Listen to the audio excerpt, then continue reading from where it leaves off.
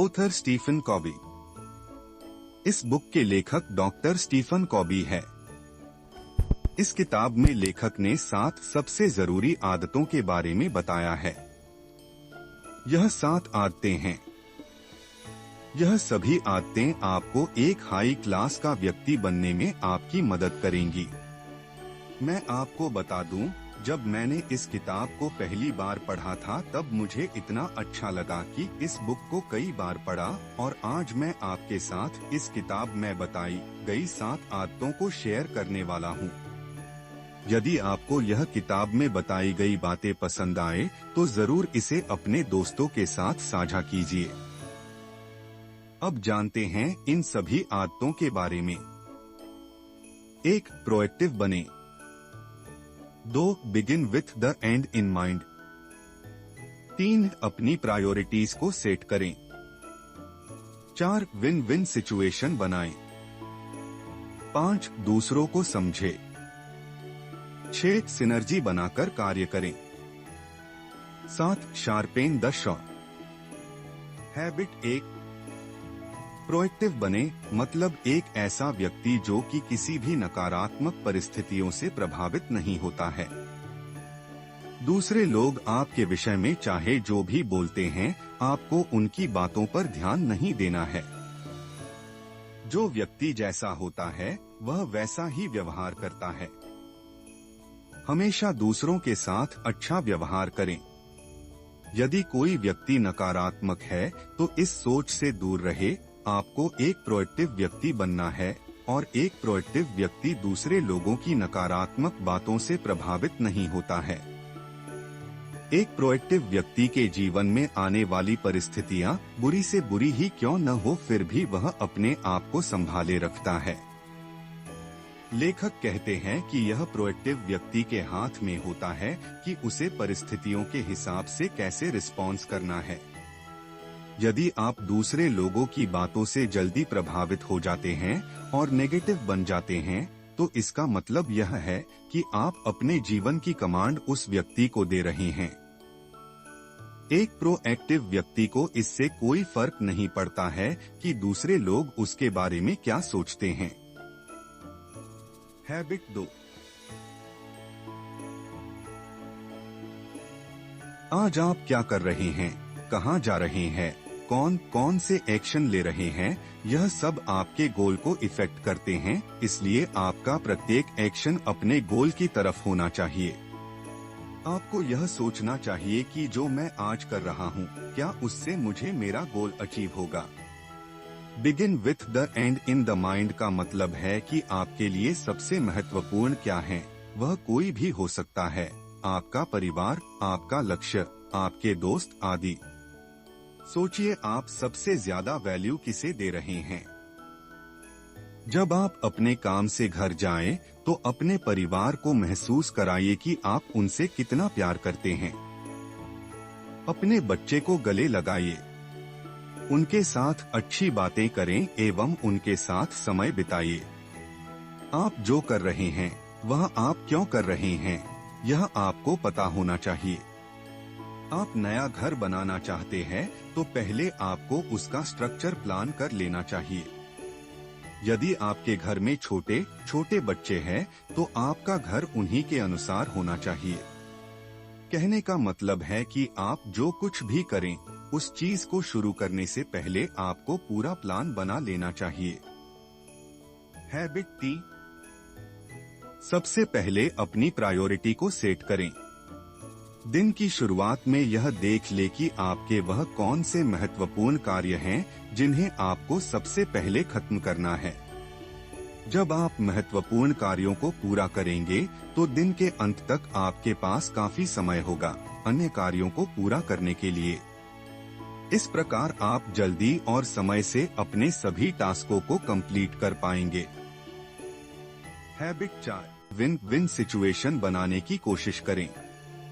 आप चाहे घर पर हो, ऑफिस में हो या अपने वर्क प्लेस पर, आपको हमेशा विन विन तरीकों के बारे में सोचना चाहिए। मान लीजिए आप अपने वर्क प्लेस पर काम कर रहे हैं। और किसी कारण आपका अपने दोस्त या एम्प्लॉय के साथ झगड़ा हो जाता है, तो आपको ऐसा सॉल्यूशन निकालने के बारे में सोचना चाहिए जिससे दोनों का फायदा हो। यदि आप केवल अपने बारे में सोचेंगे तो यह उस सामने वाले व्यक्ति के साथ अन्याय होगा। इसलिए सॉल्यूशन के बारे में सोचे जिससे उसका भी फायदा हो और आपका भी। यह केवल वर्क प्लेस पर ही लागू नहीं होती है। आप चाहे तो इसे अपने रिश्तों को बेहतर बनाने के लिए भी उपयोग कर सकते हैं। पहले दूसरों को समझें और फिर रिस्पॉन्स करें। आपको दूसरे लोगों को उनकी नजरों से समझने की कोशिश करनी चाहिए।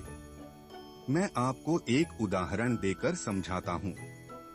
एक बार की बात है, एक व्यक्ति एक डॉक्टर के पास जाता है और उससे कहता है, डॉक्टर साहब मुझे कुछ आंखों से साफ दिखाई नहीं दे रहा है।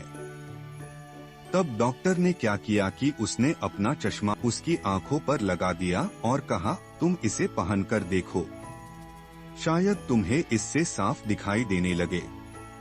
वह व्यक्ति डॉक्टर से बार बार मना करता है कि सर इससे कैसे दिखाई दे सकता है।